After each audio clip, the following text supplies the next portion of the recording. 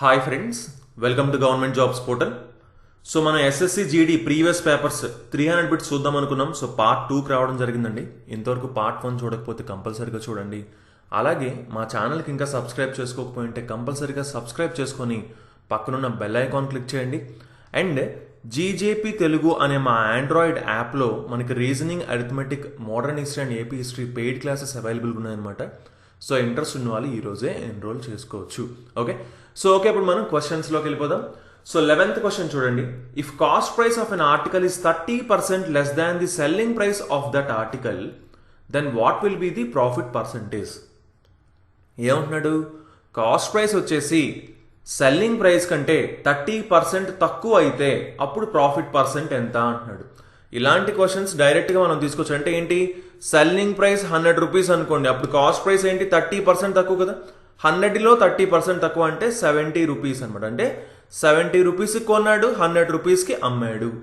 ఎంత profit percent అంటున్నాడు. అంటే ఎంత లాభం వచ్చిందండి? 30 రూపీస్ లాభం వచ్చింది. ఎంతకి? 70కి. సింపుల్. అంటే 0 క్యాన్సిల్ చేసుకుంటే 3/7. సో 3/7ని మనం పర్సంటేజ్లో చెప్పాలి అంటే చూడండి, 1/7 అంటే ఎంత? 14.28%. సో 3/7 అంటే దీనికి 3 టైమ్స్ అంటే 42.86% అనమాట. క్లియర్గా చూసుకోండి, మనం ఇప్పటికి చాలాసార్లు చెప్పాము, ఫ్రాక్షన్ నుంచి పర్సంటేజెస్కి అండ్ పర్సంటేజెస్ నుంచి ఫ్రాక్షన్కి ఈ రెండు కూడా ఖచ్చితంగా మనం నేర్చుకోవాలి. ఇక్కడ చూడండి, 3/7 అనగానే మనకి 42.86% అనేది తెలియాలి. అప్పుడే మనం ఇలాంటి క్వశ్చన్స్ చాలా ఈజీగా సాల్వ్ చేయగలుగుతాం అనమాట.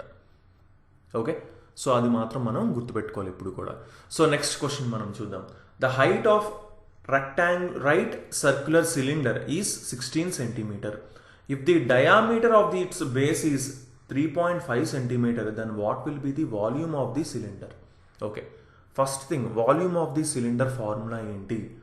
πr²h. πr²h అనేది volume of cylinder formula. Okay, H తెలుసు 16 అని. ఇదేంటి? డయామీటర్ అంట 3.5 cm. అంటే రేడియస్ ఏమవుతుంది? డయామీటర్కి సగం కదా, అంటే 3.5/2. ఓకే, సో ఇప్పుడు పై అంటే ఎంత? 22/7. r² అంటే r అంటే ఎంత? 3.5/2. సో r² కాబట్టి ఇంకొక 3.5/2. హైట్ ఎంత? 16. సింపుల్, ఇంకా క్యాన్సిల్ చేసుకుంటే ఆన్సర్ వచ్చేస్తుంది, రైట్? సో 3.5కి ఇది 2 టైమ్స్ కదా ఉంది, అవునా? 2 11 టైమ్స్ కనిపిస్తుంది ఇక్కడ మనకి. 2 8 టైమ్స్, 2 4 టైమ్స్, రైట్? సో 4 × 3.5, 4 × 3.5 ఎంత? 3.5 2 టైమ్స్ 7, 7 × 2 14, 14 × 11 154. సో 154 cm³ ఆన్సర్ అవుతుంది అని మనం సింపుల్గా చెప్పుకోవచ్చు. చూసుకోండి, 3.5 × 4 వచ్చేసి 14, 14 × 11 154. Okay, so next 13th question మనం చూద్దాం. Puneet goes to his office at the speed of 60 km/h and return to his home at the speed of 90 km/h. What will be the average speed of Puneet for the whole journey? చూడండి, ఆఫీస్కి ఈ స్పీడ్తో వెళ్ళారంట 60 km/h. అలాగే office నుంచి తిరిగి 90 km/h స్పీడ్తో వచ్చారంట. చూసుకోండి, ఎప్పుడు కూడా సేమ్ డిస్టెన్స్ ఇచ్చారనుకోండి. ఓకే, సేమ్ డిస్టెన్స్, ఈ డిస్టెన్స్ ఈ స్పీడ్తో, ఈ డిస్టెన్స్ ఈ స్పీడ్తో ఇచ్చినప్పుడు అప్పుడు మనకి యావరేజ్ స్పీడ్ కనుక్కోవాలంటే, ఇది ఫర్ ఎగ్జాంపుల్ ఏ అయితే ఇది బి అయితే, అప్పుడు యావరేజ్ స్పీడ్ ఫార్ములా ఏమవుతుంది? 2ab/a+b అవుతుంది. చాలా చాలా ఇంపార్టెంట్ ఫార్ములా ఇది. ఈ ఫార్ములా ఎలా వచ్చింది అనేది కూడా మీరు అర్థం చేసుకున్నారనుకోండి, అప్పుడు ఈజీగా గుర్తుపెట్టుకోగలుగుతారు. ఏం లేదండి, ఇప్పుడు దీనికి టైం t1 టైం పట్టింది అనుకుందాం. ఇక్కడి నుంచి ఇక్కడికి వెళ్ళడానికి టైం t1 అయింది అనుకుందాం. ఇక్కడి నుంచి ఇక్కడికి రావడానికి టైం వచ్చేసి t2 అనుకుందాం.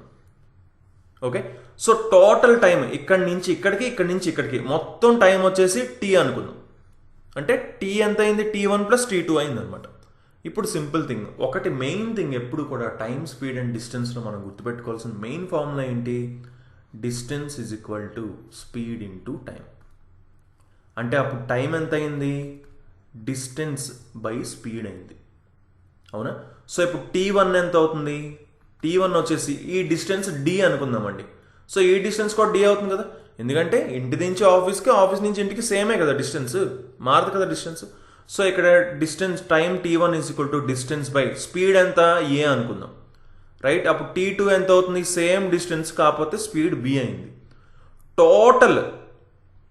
టోటల్ చూసుకుంటే total distance, total time T కదా, total time is equal to total distance ఎంత, ఇది D మొత్తం 2D, స్పీడ్ C అనుకుందాం. సో ఇదే యావరేజ్ స్పీడ్ అనమాట. సింపుల్, మనకి ఏం తెలుసు, time T is equal to T1 plus T2 అని తెలుసు. అంటే 2D/C is equal to D/A plus D/B అని తెలుసు. Dని క్యాన్సిల్ చేసుకుందాం. So 2/C is equal to 1/A plus 1/B. So ఇక్కడ C ఎంత వాల్యూ కనుక్కుంటే 2AB/A ప్లస్ B వస్తుంది అనమాట.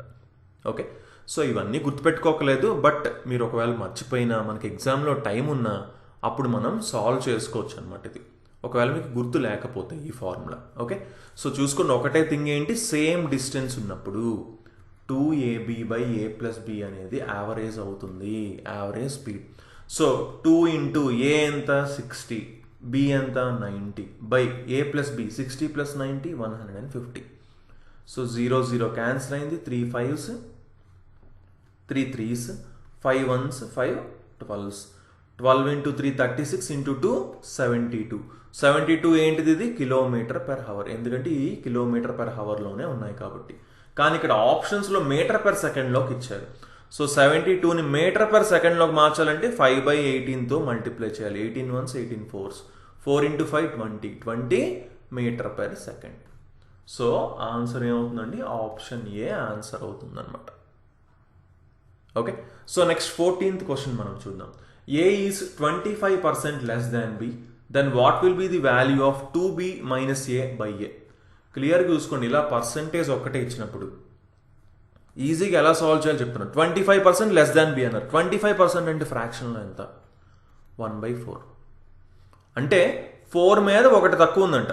B4 అయితే A వచ్చేసి 1 తక్కువ ఉంది అని దాని అర్థం. లేదు, ఒకవేళ ఇందులో ఏమైనా కన్ఫ్యూజ్ అవుతున్నారంటే సింపుల్ చెప్తాను. B100 అనుకోండి, అప్పుడు ఏమవుతుంది, 25% తక్కువ కదంటే 25 తక్కువ అంటే 75 అవుతుంది. క్యాన్సిల్ చేసుకోండి, 25 3s 25 4s అంటే B4 అయితే A 3 అవుతుంది అన్న విషయాన్ని మనకి ఇక్కడ అర్థం చేసుకోవాలి. B4 అయితే A 3 అవుతుంది. సింపుల్గా అయితే 25% అంటే 1/4 కదా, అంటే 4 మీద 1 తక్కువ ఉంది అని అర్థం. అంటే ఇది 4 అయితే ఇది 3 అవుతుంది అని అర్థం.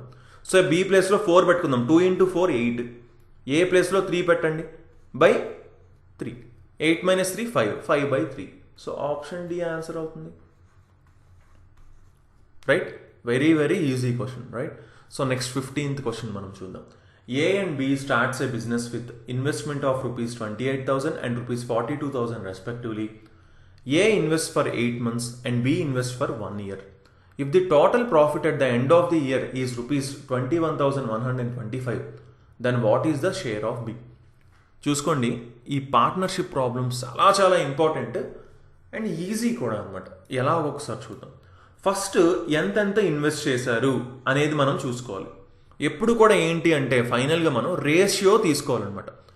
వాళ్ళు ఇప్పుడు ఎంత ఇన్వెస్ట్ చేశారో, ఎన్ని నెలలకు ఇన్వెస్ట్ చేశారో వాటి రేషియో ప్రకారమే వాళ్ళ ప్రాఫిట్ రేషియో కూడా డివైడ్ చేస్తారు. వాళ్ళ ప్రాఫిట్ని కూడా అదే రేషియోలో డివైడ్ చేయడం జరుగుతుంది. సో ఇప్పుడు చూడండి, ఫస్ట్ ఏ వచ్చేసి చూసుకుంటే 28,000 రూపీస్ ఎన్ని మంత్స్ ఇన్వెస్ట్ చేశాడండి, 8 months. అదే బి చూసుకుంటే 42,000 రూపీస్ ఇన్వెస్ట్ చేశాడు, ఎన్ని నెలలు అండి, 1 year. ఇది నెలల్లో ఉంది కాబట్టి ఇది కూడా నెలల్లో తీసుకుందాం. 1 year అంటే 12 నెలలు. వీటి రేషియో మనం తెలుసుకుంటే సేమ్ ఇదే రేషియోలో ఫైనల్గా వచ్చిన ప్రాఫిట్ని డివైడ్ చేయవలసి ఉంటుంది, అంతే కదా. ఇప్పుడు ఒకరు 500 పెట్టారు, ఒకరు 1000 రూపాయలు పెట్టారు అంటే మనకి అర్థమయ్యేది ఏంటి, ఆ రేషియో ఏంటి, 1:2. అప్పుడు ప్రాఫిట్ కూడా అంతే కదా షేర్ చేయాలి మనం. వాళ్ళు ఎంతైతే పెట్టుబడి పెట్టారో దాని ప్రకారమే ప్రాఫిట్ ఇవ్వాలి. సో కాబట్టి ఈ రేషియోలోనే ఆ ప్రాఫిట్ కూడా మనం డివైడ్ చేయాలి. Simple thing, simple. యాక్చువల్లీ చూసిన వెంటనే డైరెక్ట్ చెప్పేయచ్చు, అంటే ఇక్కడ మనం క్యాన్సిల్ చేసుకోవచ్చు అండి డైరెక్ట్. ఇక్కడ అసలు మనం ఇది వేయాల్సిన అవసరం లేదు. అలాగే 14 టేబుల్లో కూడా పోతుంది, 14 2s 14 3s. అలాగే 4 టేబుల్లో ఇది పోతుంది, 4 2s 4 3s. So 2 into 2 4, 3 into 3 9. అంటే వాళ్ళ ప్రాఫిట్ని 4:9 రేషియోలో డివైడ్ చేయాల్సి ఉంటుంది. అంటే ఏంటి, టోటల్ 13 పార్ట్స్ ఉంటే 4 పార్ట్స్ ఏకి 9 పార్ట్స్ బికి రావడం జరుగుతుంది. సో కానీ టోటల్ ప్రాఫిట్ ఎంత ఇచ్చారు, 21,125 ఇచ్చారు. సో దీన్ని ఏం చేయాలి, టోటల్ 13 పార్ట్స్ చేయాలి. అందులో 4 పార్ట్స్ ఏకి ఇస్తాం, 9 పార్ట్స్ బికి ఇస్తాం, సింపుల్. సో 13 1s 13, 8 ఉంది, 81, 13 6 are 78 అంటే 32 ఉంది, 13 2s 26, 65 ఉంది, 13 5 65 అంటే 1625 అయిందండి. ఇప్పుడు మనం ఏమవుతున్నారు, what is the share of B అన్నారు. సో ఒక పార్ట్ 1625 వచ్చింది, 9 పార్ట్స్ కదా బి షేర్. సో ఇంటూ 9 చేయాలి. 9 16s ఎంత, 144 అంటే 144 కంటే ఎక్కువ ఉండాలి. ఇవన్నీ కూడా తక్కువ ఉన్నాయి. సో ఆన్సర్ ఏంటి చూడండి, ఇక్కడ 146 ఉంది కదా, 9 16 చూసారు జస్ట్, అంటే ఎంత అప్రాక్సిమేట్గా ఎంత వస్తుంది అంటే 14,400 కంటే ఎక్కువ వస్తుంది 9 1600s. ఓకే, సో అంటే ఇది ఖచ్చితంగా ఆన్సర్ అవుతుంది, ఎందుకంటే ఇంకా మల్టిప్లై చేయాల్సినవి ఉన్నాయి కాబట్టి, ఎందుకంటే అంతకంటే అన్ని తక్కువే ఉన్నాయి కాబట్టి. ఓకే, అలా కూడా చూసుకొని ఫాస్ట్గా ఆన్సర్ చేయడానికి ట్రై చేయాలి, అంతేగాని కూర్చొని నెమ్మదిగా మల్టిప్లై చేసుకోకూడదు. ఒకసారి ఆప్షన్స్ చూడాలి, ఇది చూడాలి, వెంటనే మనకు అర్థం అయిపోవాలి ఇది ఆన్సర్ అండి. Right, so next 16th question మనం చూద్దాం. Okay, just normal simple equation అండి, చాలా చాలా ఈజీ కదా. ఓకే, ఫాస్ట్గా చేసేద్దాం. 4 డివైడెడ్ బై 2, ఫస్ట్ ఇదే కదా చేస్తాం మనం. 2 వచ్చింది, 2 + 2 ఎంత, 4 అయింది. ఓకే, ఇక్కడ మల్టిప్లికేషన్ కాబట్టి ఇది మల్టిప్లై చేద్దాం. -1/2 × 1/4 అంటే 1/8 బై, ఇప్పుడు చూడండి 3 డివైడెడ్ బై 1/4 అన్నారు అంటే ఎంత అండి, చూడండి 3 డివైడెడ్ బై 1/4 అంటే 1/4 పైకి వెళ్ళి ఇంటూ 4/1 అవుతుంది అంటే 12 అయిందండి. సో ఇది 12 అయింది, -12, 8 + 6 14 - 12 2 వచ్చింది. ఇదంతా 8 × 4 ఎల్సిఎం తీసుకుంటున్నాం, 8 × 4 32 - 1 31/8 బై 2 ఉంది కదా, బై 2. సో అంటే 2 × 8 16 అంటే 31/16 అవుతుంది. ఎలా అంటే చూడండి, ఇప్పుడు 2 ఉంది, కింద డినామినేటర్లో ఏముంది, ఓన్లీ 2 ఉంది, 2/1 వేసుకోండి, పైకి వెళ్తే ఏమవుతుంది, 1/2 అవుతుంది. సింపుల్, 31/16 ఆన్సర్ అవుతుంది అనమాట. Right, so next 17th question మనం చూద్దాం. ఓకే, మళ్ళీ ఇన్వెస్ట్మెంట్స్ వచ్చాయి, చాలా జాగ్రత్త చూడండి, ఈజీ క్వశ్చన్స్ అనమాట ఇవి. ఇప్పుడు నేను కొంచెం ఇంకా ఈజీగా చేయడం ట్రై చేస్తాను. వీళ్ళ ఇన్వెస్ట్మెంట్స్ 45,000, 81,000, 90,000 అంట. ఫైనల్గా వచ్చిన ప్రాఫిట్ వచ్చేసి 4,800 అంట. కాకపోతే 30% of the total profit is given in charity. ఇందులో 30% చారిటీ కింద ఇచ్చారంట, మిగిలింది వీళ్ళకి డివైడ్ చేశారంట. అలా అయితే సుమిత్ షేర్ ఎంత అంటున్నారు. ఫస్ట్ ఏం కనుక్కోవాలని చెప్పాను, వాళ్ళ రేషియోస్ కనుక్కోవాలని చెప్పాను. Simple, 3 zeros 3 zeros 3 zeros cancel అయిపోతున్నాయి. 9 టేబుల్లో 9 5s, 9 9s, 9 10s అంటే రేషియో ఎంత అవుతుంది, 5:9:10, 5:9:10. ఓకే, రేషియో వచ్చింది. ఇప్పుడు ఫైనల్ ప్రాఫిట్ ఎంత, 30% తీసిన తర్వాత ఎంత ఉందో ఫైనల్ ప్రాఫిట్, అది కదా ఫైనల్ ప్రాఫిట్. 30% చారిటీ కింద ఇస్తారు కదా. సో 4,800లో 30%, 10% ఎంత, 480, 480 × 3, 3 8s 24, 3 4s 12 + 2 14. Okay, so 4,800లోంచి 14 minus చేస్తే ఇది ఒక 60, 7 - 4 3, 4 - 1 3.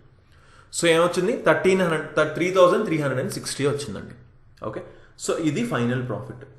ఎన్ని పార్ట్స్ చేయాలి, 10 + 9 19 + 5 24 పార్ట్స్ చేయాలండి. దీన్ని 24 పార్ట్స్, అప్పుడు 5 పార్ట్స్ సుమిత్కి వస్తాయి. సో 5 పార్ట్స్ కనుక్కుంటే చాలు కదా, సుమిత్కి ఎంత అని అడిగారు. ఓకే, 24తో డివైడ్ చేద్దాం. 24 1s 24, 9 రిమైండర్ వచ్చింది, 96, 24 4s 96, ఇంకొక 0 ఉంది. సో 140, 1 పార్ట్ 140 అయింది. సుమిత్కి 5 పార్ట్స్ వస్తాయి, సుమిత్ షేర్ ఎంత అని అడిగారు. 5 parts, 5 × 140 700. So option A answer అవుతుందని చెప్పచ్చు. Right, so next 18th question మనం చూద్దాం. A sum becomes 6 times of itself in 4 years at compound interest. In how many years will the sum becomes 216 times of itself? క్లియర్గా చూసుకోండి, ఇక్కడ ఏమంటున్నాడు చూడండి, compound interest అన్నట్టు. ఒక సమ్, ఫర్ ఎగ్జాంపుల్ ఎక్స్ అనే సమ్ ఉందనుకోండి, అది ఏమైందంట 6 times అంటే 6x అయిందంట. ఎన్ని ఇయర్స్లో, 4 yearsలో. చూసుకోండి, ఇది కాంపౌండ్ ఇంట్రెస్ట్. ఓకేనా, కాంపౌండ్ ఇంట్రెస్ట్లో మాత్రమే ఇలా చేయాలి. చూసుకోండి, తర్వాత ఇంకొక 4 yearsలో ఏమవుతుంది అంటే ఇది 6 టైమ్స్ అయిందా, సో ఇది కూడా 6 టైమ్స్ అవుతుంది. 6 into 6 36x అవుతుంది. ఇంకొక 4 yearsలో మళ్ళీ ఏమవుతుందంటే ఇది 6 టైమ్స్ అవుతుంది, 216x. ఇది చూసుకోండి, ఇది కాంపౌండ్ ఇంట్రెస్ట్లో మాత్రమే అవుతుంది. సో ఎక్స్ కాస్త ఏమైంది, ఫైనల్గా 216x అయింది. ఎన్ని ఇయర్స్కి? ఇది 4, ఇది 4, ఇది 4, 12 yearsకి. అంటే ఆప్షన్ ఏ ఆన్సర్ అవుతుంది.